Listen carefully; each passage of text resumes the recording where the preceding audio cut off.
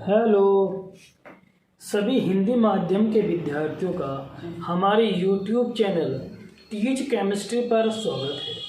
और मैं आज आपके लिए लेकर आया हूँ परमाणु संरचना भाग 3। मैंने इससे पहले आपको 2 भागों में बता दिया था। सबसे शुरू वाले भाग में मैंने बताया था इलेक्ट्रॉन, प्रोटॉन, न्यूट्रॉन के बारे में। उसमें एक बात आप ध्यान रखना, उसमें जो मैंने आपको बताया था कि जो न्यूट्रॉन को प्रदर्शित करते हैं, मैंने आपको बताया था उसमें इस तरह से मैंने बताया था आपको, और ये बताया था ऐसे करके, है ना। तो कुछ किताबों में ऐसा है कि जो न्यूट्रॉन है उसको NCM शो करते हैं। तो आप जो है इसको राइट कर लीजिएगा, क्योंकि आपके NCERT के अनुसार जो है वो न्यूट्रॉन को हम ऐसे प्रदर्शित कर रहे हैं, ठीक है। और जैसे भी एग्जाम में आपको दे इस तरह से आप समझना कि वो न्यूट्रॉन है, ठीक है। और जो है मैंने बता दूं मैं आपसे, मैंने कल आपको जो है भाग नंबर 2 में मैंने बताया था आपको द्रव्यमान संख्या, परमाणु क्रमांक के बारे में बताया था मैंने आपको, और मेसोन के बारे में मैंने आपको बताया था। आज मैं उसी पर आधारित तो कुछ आपको पहले जो है 5-6 सवाल कराते हैं, उसके बाद आगे चलते हैं। आज का जो हमारा जो वीडियो लेक्चर होने वाला बहुत ही शानदार, बहुत ही बढ़िया होने वाला है, क्योंकि मैं आपको इसमें बहुत ही महत्वपूर्ण परिभाषा बताऊंगा, जैसे कि हुंड का नियम हो गया, पाउली का अपवर्जन नियम हो गया, अपवाहों का नियम हो गया, और इसके ऊपर मैं कुछ सवाल कराऊंगा। उसके बाद चलेंगे हम सीधा बोर-वरी नियम के अनुसार जो है क्या क्या होता है, सीधा आगे जो है बोर मॉडल, जो आपके कहना चाहिए इस बार बोर्ड में सिलेबस में क्या है आपके पास जो है कुछ चीज़ें हटा दी गई हैं, जो चीज़ें हैं मैं आपको वही करा रहा हूँ, ठीक है। तो चलते हैं हम, ठीक है। ठीक है, तो देखिएगा सवाल नंबर 1, सवाल नंबर 2, सवाल नंबर 3, इतने ही मेरे बोर्ड में आ सकते थे। मैं बताता हूं आपको, निम्न में से कौन सा संभारिक को प्रदर्शित करता है या प्रदर्शित है। आप जो है निश्चित प्रदर्शित करता है, ठीक है। आप जो है थोड़ा क्वालिटी बढ़ाकर देख लीजिएगा 480 में, आपको हर चीज स्पष्ट दिख जाएगी। तो सबसे पहला जो हमारे पास संभारिक है, इस सवालों को करने से पहले मैंने आपको बताया था कि सबसे पहले परिभाषा का ज्ञान होना अति आवश्यक है। तो मैं बात करूं संभारिक की बात कर देता हूं। तो सम का मतलब ये हो गया, कुछ बच्चों की समय बात आ रही होगी, कमेंट करके बता दीजिएगा कि जो है संभारिक का मतलब क्या होता है। बहुत बढ़िया, बहुत अच्छी बात है।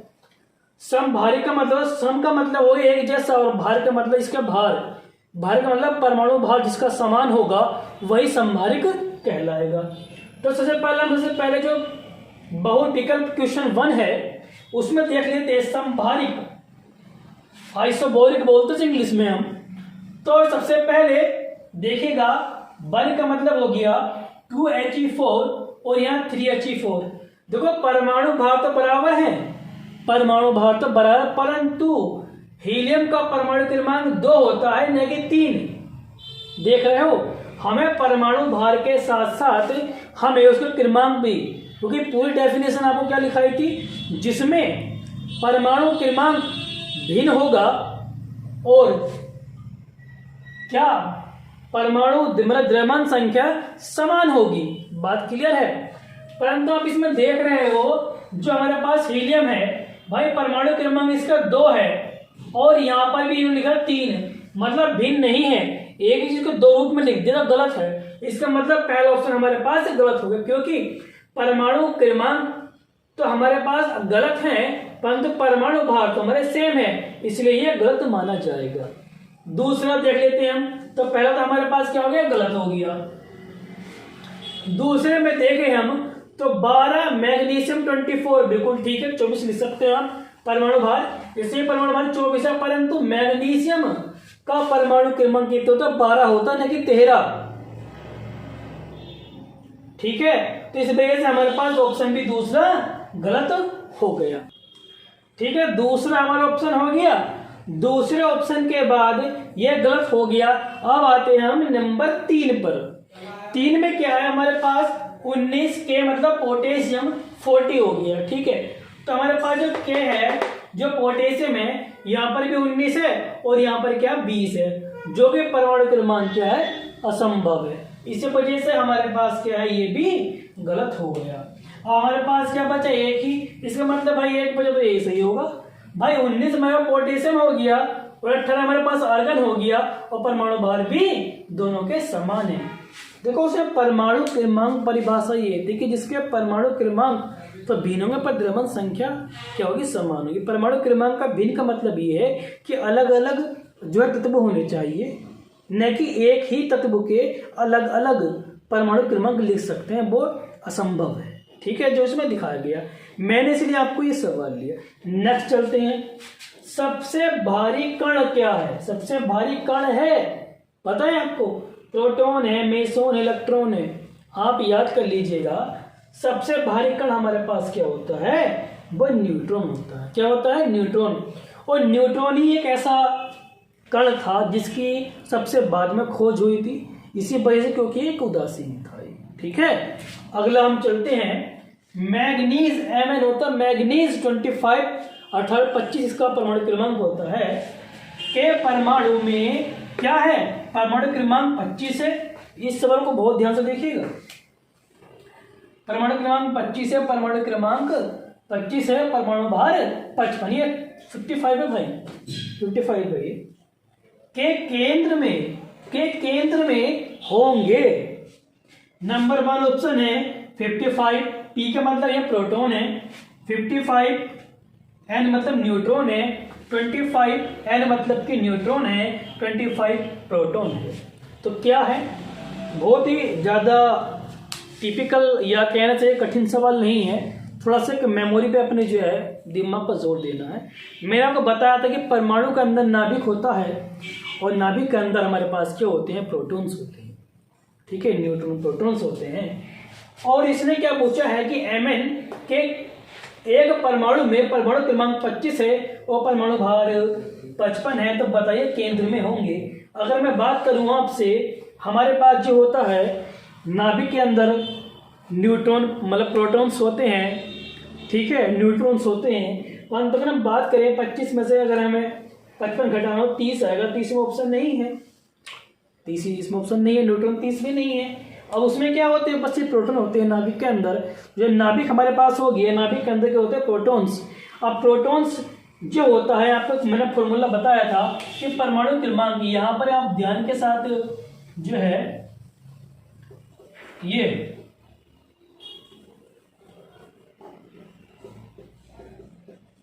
परमाणु क्रमांक बराबर होता है हमारे पास प्रोटॉनों की संख्या।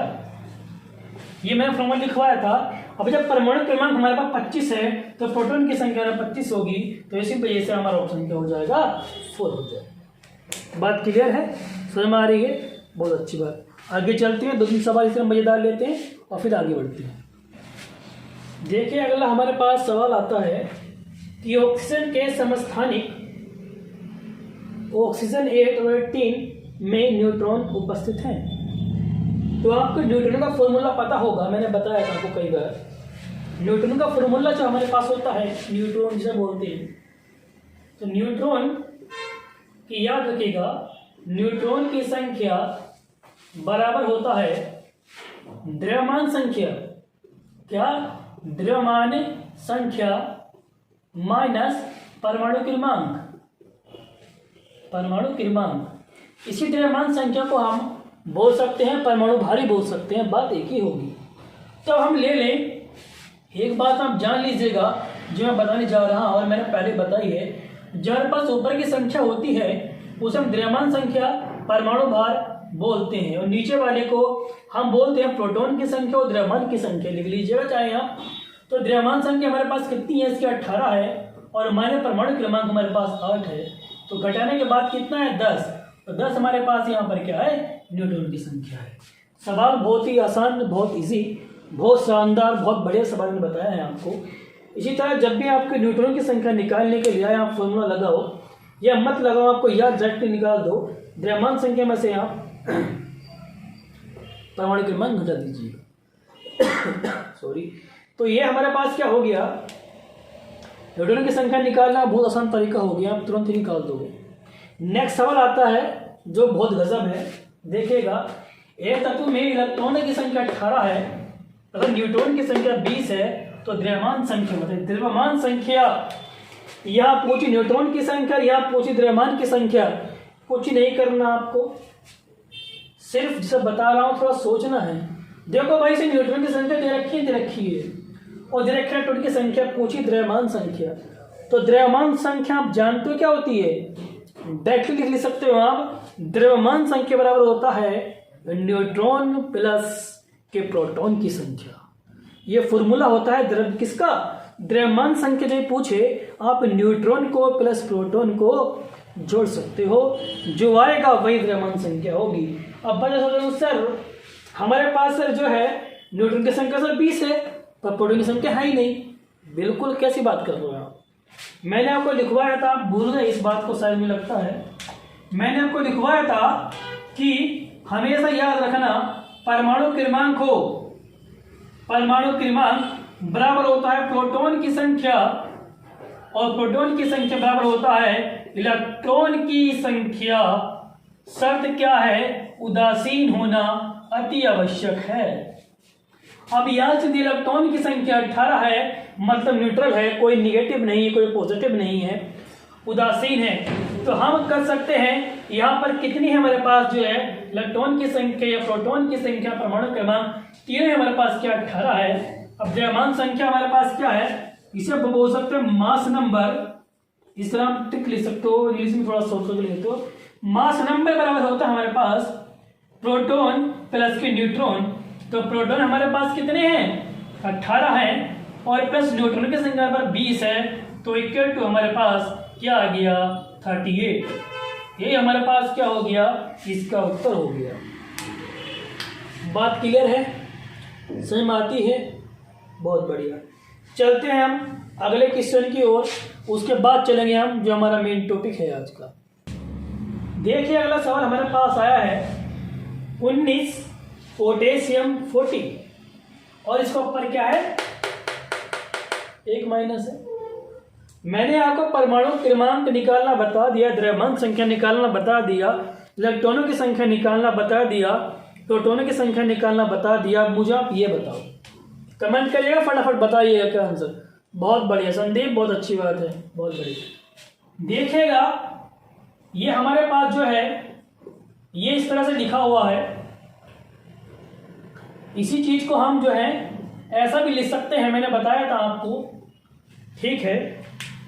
वो आपके ऊपर नहीं, वो एग्जाम के ऊपर डिपेंड करता है और उत्तर तो एक ही होगा, चाहे आप कैसे लिख ले, आंसर एक ही होगा। तो सवाल हमारे पास क्या है, बड़े ध्यान से देखिएगा, ये देखिएगा कि 40 हमारे पास यहाँ पर 19 है और ये माइनस है। मैं आपको इस में जो है 2 सवाल करके दिखाऊंगा बहुत आसान तरीके से और फिर अपनी थ्योरी को चलते हैं। देखिए यहाँ पर पूछा इलेक्ट्रॉन की संख्या, तो मैंने बताया था इलेक्ट्रॉन की संख्या क्या होती है हमारे पास, परमाणु क्रमांक हो, दूसरी बात परमाणु क्रमांक के साथ हमारे पास क्या प्रोटॉन की संख्या हो, दोनों बराबर होंगी, उस इलेक्ट्रॉन की संख्या बराबर होती है। यहाँ पर इलेक्ट्रॉन की संख्या हमारे पास कितनी है 19 है मेरे भाई, तो 19 हमारे पास है, 5 ऊपर क्या है एक माइनस है, एक माइनस का मतलब ये हो गया प्लस आप एक जोड़ दोगे बराबर हमारा 20 आ गया, तो 20 हमारे इलेक्ट्रॉन की संख्या हो गई, क्या हो गई, संख्या हो गई। मैं मान लेता हूं आपको समझाने के लिए, यही चीज अगर इस तरह से होती, यही चीज अगर मान के चलिएगा इस तरह से होती और यहाँ होता प्लस के 2 या 2 प्लस होते, तो आपको करना था 19 में से माइनस के 2 घटाना था। तो जब आप 19 में से 2 घटा देते तो कितना आता, 17 आ जाता। और यही चीज अगर मैं ऐसा कर दूं, माइनस के 2 बार लिख देता हूं, तो आप प्लस 2 कर दोगे तो यही चीज हमारे पास 21 हो जाएगी। बात समझ आती है इलेक्ट्रॉन की संख्या निकालने के लिए। तो आपको इस तरह से हर चीज को निकाल लेना होगा, बहुत आसान तरीका है। अगर मैं पूछ लेता आपसे एक बात और, अगर वो कहता कि प्रोटॉन की संख्या बताइए यहाँ पर कि प्रोटॉन बराबर क्या होगा, वो माइनस देगा तब भी आप यही करोगे, प्रोटॉन पूछेगा तब भी आप यही करोगे मेरे भाई। अगला सवाल हम यहीं पर समाप्ति को जाते हैं और हम थ्योरी करते हैं। डालिएगा, अगर टॉपिक डालेगा, मैं आज आपको बहुत सी परिभाषा कराऊंगा जो हमारे लिए बहुत ही महत्वपूर्ण सिद्ध होंगी, जिससे कि बोर्ड एग्जाम में भी और नीट एग्जाम में भी सवाल आने की संभावनाएं होती है। डालिएगा, सबसे पहले नियम डालिएगा हुंड का नियम। हुंड का नियम डालने से पहले आप